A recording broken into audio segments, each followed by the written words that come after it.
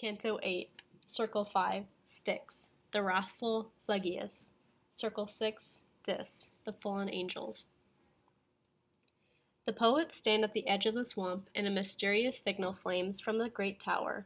It is answered from the darkness of the other side, and almost immediately the poets see Phlegyas, the boatman of the Styx, racing towards them across the water, fast as a flying arrow. He comes avidly, thinking to find new souls for torment, and he howls with rage when he discovers the poets. Once again, however, Virgil conquers wrath with a word, and Phlegyas reluctantly gives them passage. As they are crossing, a muddy soul rises before them. It is Filippo Argenti, one of the wrathful. Dante recognizes him despite the filth which he has covered, and he berates him soundly, even wishing to see him tormented further. Virgil approves Dante's disdain, and as if in answer to Dante's wrath, Argenti is suddenly set upon by all the other sinners present, who fall upon him and rip him to pieces. The boat, meanwhile, has sped on, and before Argenti's screams have died away, Dante sees the flaming red towers of Dis, the capital of hell. The great walls of the iron city block the way to the lower hell. Properly speaking, all the rest of hell lies within the city walls, which separate the upper and the lower hell. Phlegyas deposits them at the great iron gate, which they find to be guarded by the rebellious angels. These creatures of ultimate evil, rebels against God himself, refuse to let the poets pass. Even Virgil is powerless against them. For human reason, by itself, cannot cope with the essence of evil. Only divine aid can bring hope. Virgil accordingly sends upon a prayer for assistance and waits anxiously for a heavenly messenger to appear. Canto VIII. Returning to my theme, I say we came to the foot of a great tower, but long before we reached it through the marsh, two horns of flame flared from the summit, one from either side, and then, far off, so far we scarce could see it across the mist, another flame replied. I turned to that sea of all intelligence, saying, what is this signal and counter-signal? Who is it speaks with fire across the distance? And he then, look across the filthy slough. You may already see the one they summon, if the swamp vapors do not hide him from you. No twanging bowspring ever shot an arrow that bored the air it rode dead to the mark more swiftly than the flying skiff whose prow shot toward us over the polluted channel, with a single steersman at the helm, who called, So, do I have you at last, you whelp of hell? Phlegyas, Phlegyas, said my lord and guide, this time you waste your breath. You have us only for the time it takes to cross to the other side. Phlegyas, the madman, blew his rage among those muddy marshes like a cheat deceived, or like a fool at some imagined wrong. My guide, whom all the fiend's noise could not nettle, boarded the skiff, motioning me to follow, and not till I stepped aboard did it seem to settle into the water. At once we left the shore, that ancient hull riding more heavily than it had ridden in all of time before. And as we ran on that dead swamp, the slime rose before me, and from it a voice cried, Who are you that come here before your time? And I replied, If I come, I do not remain, but you, who are you, so fallen and so foul? And he, I am one who weeps. And I then, May you weep and wail to all eternity, for I know you, hell-dog, filthy as you are. Then he stretched both hands to the boat, but warily the master shoved him back, crying, Down, down with the other dogs. Then he embraced me, saying, Indignant spirit, I kiss you as you frown. Blessed be she who bore you. In world and time, this one was haughtier yet, not one unbending graces his memory.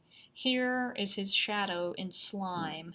How many living now, chancellors of wrath, shall come to lie here yet in this pigmire, leaving a curse to be their aftermath? And I, Master, it would suit my whim to see the wretch scrubbed down into the swill before we leave this stinking sink, and him. And he to me, Before the other side shows through the mist, you shall have all you ask. This is a wish that should be gratified. And shortly after I saw the loathsome spirit so mangled by a swarm of muddy wraiths that to this day I praise and thank God for it. After Filippo Argenti, all cried together. The mad dog Florentine wheeled at their cry and bit himself for rage. I saw them gather, and there we left him, and I say no more. But such a wailing beat upon my ears, I strained my eyes ahead to the far shore. My son, the master said, the city called Dis lies just ahead, the heavy citizens, the swarming crowds of hell's metropolis. And I then, Master, I already see the glow of its red mosques, as if they came hot from the forge to smolder in this valley. And my all-knowing guide, they are eternal flues to eternal fire that rages in them and makes them glow across this lower hell. And as he spoke, we entered the vast moat of the sepulchre. Its wall seemed made of iron and towered above us in our little moat. We circled through what seemed an endless distance before the boatman ran his prow ashore, crying, "Out! Out! Get out! This is the entrance!" Above the gates, more than 1,000 shades of spirits purged from heaven for its glory cried angrily, "Who is it that invades death's kingdom in his life?" My lord and guide advanced a step before me with a sign that he wished to speak to some of them aside. They quieted somewhat, and one called, "Come, but come alone, and tell that other one, who thought to walk so blithely through death's kingdom, he may go back along the same fool's way he came by. Let him try his living luck. You who are dead can come only to stay." Reader, judge for yourself how each black word fell on my ears to sink into my heart. I lost hope of returning to the world. "Oh, my beloved master, my guide in peril, who time and again have seen me safely along this way and turned the power of evil, stand by me now," I cried, in my heart's fright. "And if the dead forbid our journey to them, let us go back together toward the light." My guide then, in the greatness of his spirit, "Take heart. Nothing can take our passage from us when such a power has given warrant for it. Wait here and feed your soul while I am gone on comfort and good hope. I will not leave you to wander in this underworld alone." So the sweet guide and father leaves me here, and I stay on in doubt, with yes and no dividing all my heart to hope and fear. I could not hear my lord's words, but the pack that gathered round him suddenly broke away, howling and jostling, and went pouring back, slamming the towering gate hard in his face. That great soul stood alone outside the wall. Then he came back. His pain showed in his face. His eyes were fixed upon the ground. His brow had sagged from its assurance. He sighed aloud, "Who has forbidden me the halls of sorrow?" And to me he said, "You need not be cast down by my vexation, for whatever plot these fiends may lay against us, we will go on. This insolence of theirs is nothing new. They showed it once at a less secret gate that stands still open for all that they could do. The same gate where you read the dead inscription, and through it, at this moment, a great one comes.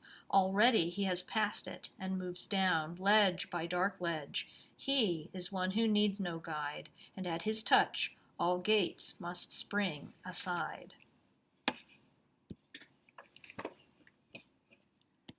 Canto VIII Notes. Line 1. Returning to my theme. There is evidence that Dante stopped writing for a longer or shorter period between the 7th and 8th cantos. None of the evidence is conclusive, but it is quite clear that the plan of the Inferno changes from here on. Up to this point, the circles have been described in one canto apiece. If this was Dante's original plan, Hell would have been concluded in 5 more cantos, since there are only 9 circles in all, but in the later journey, the 8th circle alone occupies 13 cantos. Dante's phrase may be simply transitional, but it certainly marks a change in the plan of the poem. Line 19, Phlegyas. Mythological king of Boeotia, he was the son of Ares, Mars, by a human mother. Angry at Apollo, who had seduced his daughter, Aesculapius was born of this union. He set fire to Apollo's temple at Delphi. For that offense, the god killed him and threw his soul into Hades under sentence of eternal torment. Dante's choice of a ferryman is especially apt. Phlegyas is the link between the wrathful, to whom his paternity relates him, and the rebellious, angels who menaced God, as he menaced Apollo. Line 27, and not till I stepped aboard did it seem to settle, because of his living weight. Line 32, Filippo Argenti, one of the Adimari family, who were bitter political enemies of Dante. Dante's savagery toward him was probably intended in part as an insult to the family. He pays them off again in the Paradiso when he has Cacciaguida, call them, the insolent gang that makes itself a dragon to chase those who run away, but is sweet as a lamb to any who show their teeth or their purse. Line 43, Blessed be she who bore you. These were Luke's words to Christ. To have Virgil apply them to Dante after such violence seems shocking, even though the expression is reasonably common in Italian. But Dante does not use such devices lightly. The Commedia, it must be remembered, is a vision of the progress of man's soul toward perfection. In being contemptuous of wrath, Dante is purging it from his soul. He is thereby growing nearer to perfection, and Virgil, who has said nothing in the past when Dante showed pity for other sinners, though Virgil will later take him to task for daring to pity those whom God has shut off from pity, welcomes this sign of relentless rejection. Only by a ruthless enmity toward evil may the soul be purified. And as Christ is the symbol of ultimate perfection by rejection of evil, so the birth of that rejection in Dante may aptly be greeted by the words of Luke, for it is from this that the soul must be reborn. Righteous indignation, moreover, gusto, sneno, is one of the virtues Christ practiced against the money changers, and is the golden mean of right action between the evil extremes of wrath and sullenness. Line 64, Dis. Pluto, king of the underworld of ancient mythology, was sometimes called Dis. This, then, is his city, the metropolis of Satan. Within the city walls lies all the lower hell. Within it, fire is used for the first time as a torment of the damned, and at its very center, Satan himself stands fixed forever in a great ice cap. Line 68, mosques. To a European of Dante's time, a mosque would seem the perversion of a church, the impious counterpart of the house of God. Just as Satan is God's impious counterpart, his city is therefore architecturally appropriate, a symbolism that becomes all the more terrible when the mosques are made of red-hot iron. Lines 70 and 71, they are eternal flues to eternal fire. The fires of hell are all within Dis. Line 80, spirits purged from heaven for its glory. The rebellious angels. We have already seen on the other side of Acheron the angels who sinned by refusing to take sides. Line 95, time and time again. A literal translation of the original word read more than 7 times. 7 is used here as an indeterminate number, indicating simply quite a number of times. Italian makes rather free use of such numbers. Line 106, leaves me. Dante shifts tenses more freely than English readers are accustomed to. Line 113, that great soul stood alone. Virgil's allegorical function as human reason is especially important to an interpretation of this passage. Line 122, a less secret gate.